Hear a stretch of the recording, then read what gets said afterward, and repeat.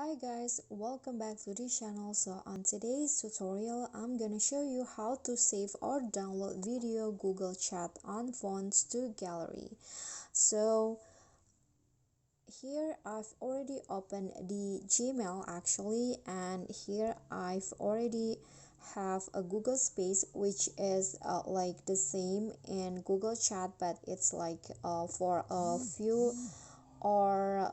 few people like this.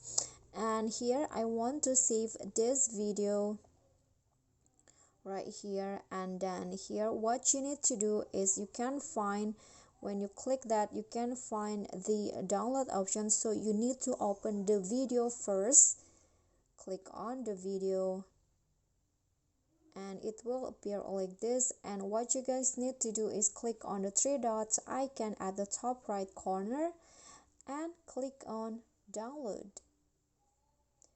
and it will be loading and it will automatically download your video on Google Chat. Okay, so see, now it's downloaded.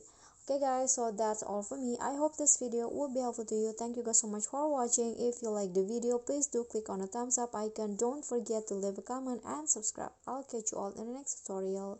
Thank you.